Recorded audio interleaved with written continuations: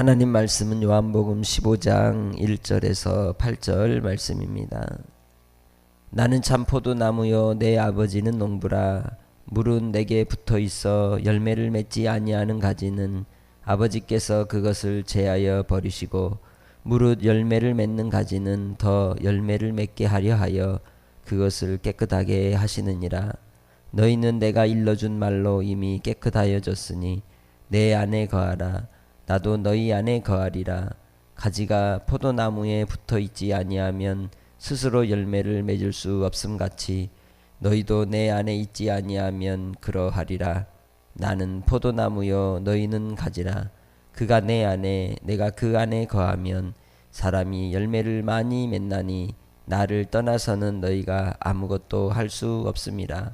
사람이 내 안에 거하지 아니하면 가지처럼 밖에 버려져 마르나니 사람들이 그것을 모아다가 불에 던져 사르느니라.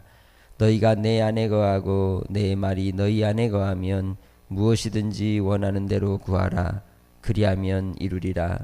너희가 열매를 많이 맺으면 내 아버지께서 영광을 받으실 것이요 너희는 내 제자가 되리라. 아멘. 요한복음 속에서 우리는 예수님이 자신을 말씀하실 때 에고에이미, 나는 무엇이다. 나는 스스로 계신 하나님이다. 모세를 만나셨을 때 모세에게 하나님께서 하나님의 이름을 말씀하실 때 하셨던 말씀이죠. 그 말씀처럼 예수님도 참 포도나무다, 선한 목자다, 생명의 떡이다 라고 설명하십니다. 그것은 예수님이 어떤 분이신지를 우리에게 전해주시는, 그러한 규정해주시는 의미가 있는 거죠.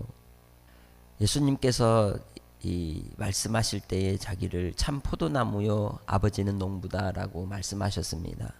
예수님이 비유의 언어들을 통해서 이야기합니다. 이스라엘 나라에 특히 많은 나무가 무화과 나무하고 포도나무인데, 재배를 하던 나무들 가운데 이 포도나무를 통해서 이제 포도주를 먹게 되는 거죠. 포도주는 예수님께서 이 자신의 흘리신 피를 지칭하여 설명하실 때, 또 성찬을 대할 때 사용했던 음료였습니다. 흔한 음료였죠. 포도나무도 흔한 것이었습니다. 시각적인 이 자료를 통해서 예수님이 가르쳐 주시면 그 길을 지날 때 제자들은 뭐가 생각나겠어요? 그때 하셨던 주님 말씀이 생각이 나는 겁니다. 아, 이 길을 내가 주님과 걸었지. 그때 이 포도밭을 보시면서 예수님이 그러셨어. 나는 포도나무고 우리 아버지는 농부시라고. 그래. 그래서 우리는 나무 가지인데 이 나무에 붙어 있을 때 열매를 맺는다고 하셨지. 이 현장 속에서 있었던 그 추억들을, 기억들을 성령을 통해서 생각나게 하시고 또 그 말씀의 뜻을 가르쳐 주시는 겁니다. 예수님께서 그래서 이 말씀 속에서 우리에게 하시고자 하는 의미는 너희들을 내 나무 안에 붙어 있지 않으면 다 제해버리겠다, 이 뜻이 아니라는 거예요. 그게 아니고 더 중요한 뜻은 뭐예요?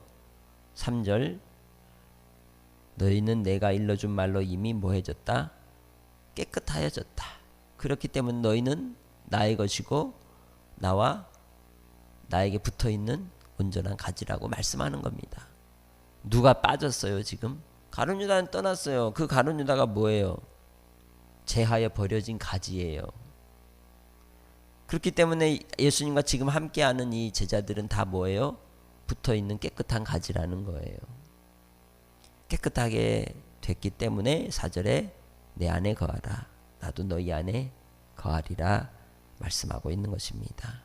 포도나무에 가지가 붙어 있을 때에만 열매를 맺을 수 있다는 것입니다.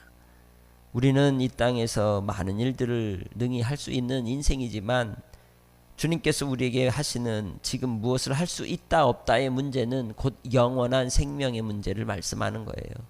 영생의 문제를 우리에게 말씀해주고 있는 것입니다. 동물은 죽어서 무엇을 남기고 가죽을 남기고 사람은 이름을 남긴다. 인생의 업적을 남긴다는 말을 하지만 그것이 열매일 수는 없는 겁니다. 주님께서 말씀하시는 열매가 무슨 열매일까요? 5절 말씀에 나는 포도나무요 너희는 가지라. 그가 내 안에 내가 그 안에 거하면 사람이 열매를 맺나니 나를 떠나서는 너희가 아무것도 할 수 없음이라. 주님께서 이 맺게 하시는 열매는 결국 누구로부터 주시는 열매냐면 포도나무에서 공급된 진액을 통해 만드는 열매인 겁니다. 내게서 스스로 나오는 열매가 아니라는 것이죠. 그렇다면 그 진액을 통해서 맺는 열매 또한 누구의 것이에요? 포도나무의 것을 맺는 것이죠. 그 포도나무로부터 오는 진액의 열매는 결국 주님을 닮는 그러한 삶의 모습이라고 말할 수 있다는 것이죠. 그래서 예수님께서 성령을 보내어 주심으로써 우리를 통하여 맺게 하고자 하시는 그 열매는 성령의 열매인 것입니다.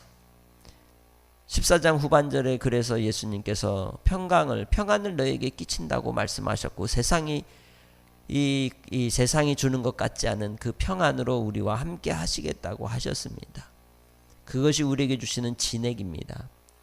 포도나무를 통하여 가지에 공급해 주시는 은혜는 영양은 평강인 줄 믿습니다. 평안을 통하여 우리를 주 안에서 기쁨 가운데 있게 하시고 그 평안을 통하여 성령께서 열매를 맺게 하실 때에 갈라디아서 5장 22절로 23절에서 말씀하는 사랑과 희락과 화평과 오래 참음과 자비와 양성과 충성과 온유와 절제가 열매로 드러나게 된다는 것이에요. 내 일생의 삶이 주님 안에서 열매로 맺어져 가고 있습니까? 여러분의 삶을 통하여 주님이 맺게 하시는 것이지 내가 맺는 게 아니에요. 그러니까 우리 자신들이 우리가 그런 이 열매들이 드러나지 않는다고 한탄하고 자책하고 코가 빠져 있고 이게 아니라 그럴 때 더 뭐 하는 거예요? 하나님을 붙들고 하나님께 붙어 있는 거예요. 하나님께 붙어 있다는 것은 뭘까요? 은혜를 계속 공급을 받는 걸 말씀하는 겁니다. 에베소 1장 2절에서 어제 암송했지만 어떻게 암송했어요? 하나님 우리 아버지와 주 예수 그리스도로부터 무엇과 무엇이 은혜와 평강이 너에게 있을지어다. 그때 은혜와 평강은 누가 주시는 거? 성령님이 주시는 거란 말이에요. 왜? 하나님 우리 아버지와 주 예수 그리스도로부터 오신 성령께서 우리에게 주시는 거예요. 그러니까 누구 안에 있으라는 뜻이에요? 성령 안에 있으라는 거예요. 성령의 충만함을 은혜를 공급받을 때에 우리가 열매를 맺는 거예요. 성령의 충만함으로 주님과 연합하고 교제하며 살아갈 수 있는 거예요. 그렇기 때문에 우리는 주님 안에서 하나님 아버지와 예수 그리스도와 우리의 교제는 성령을 통하여 맺어지는 교제의 관계로 살아가야 될 줄 믿습니다. 주님 안에서 우리 성령님 의지하시길 바랍니다. 성령으로 말미암아 한날의 삶 속에서도 항상 충만함으로 주님이 주신 은혜와 긍휼과 또한 풍성하신 그 평강이 여러분의 가득하시길 주의 이름으로 축복합니다.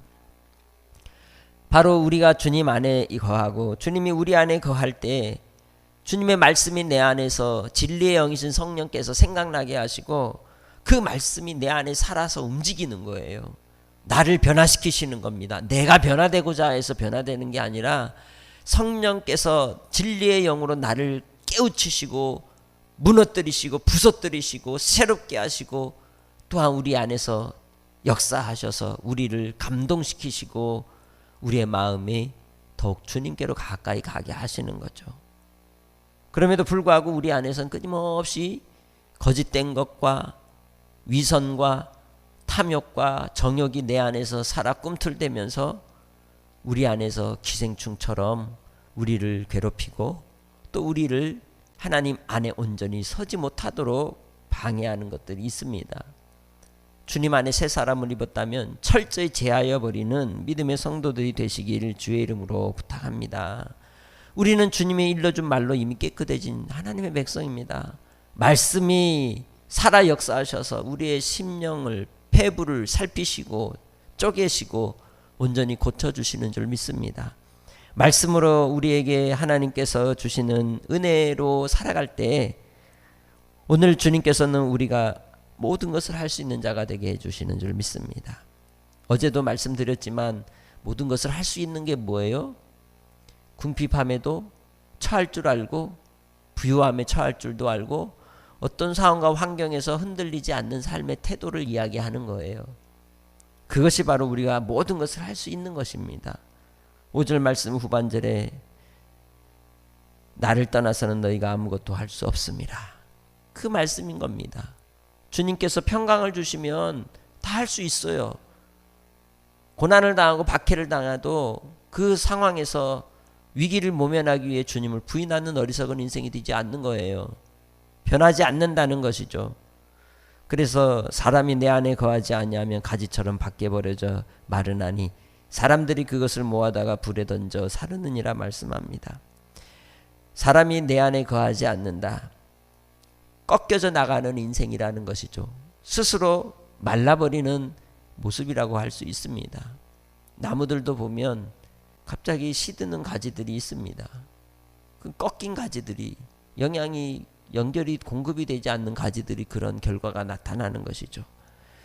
은혜와 긍휼의 풍성함을 성령으로 말미암아 누리지 못하면 말라 비틀고 시들어지는 인생이 되고 마는 것입니다.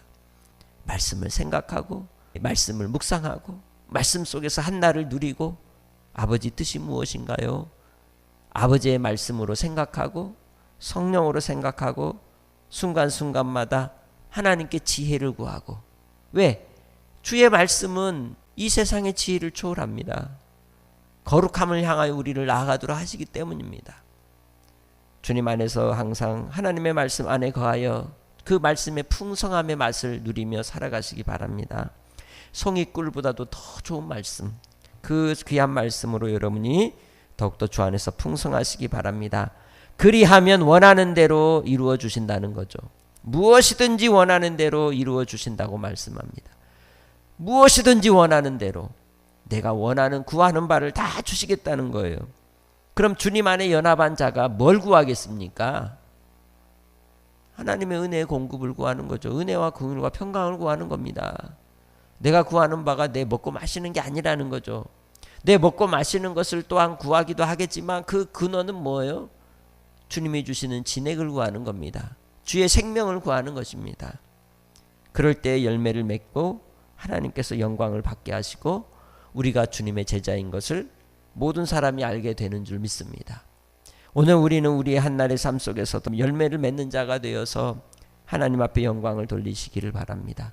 나를 주님이 택하신 이유가 뭐예요?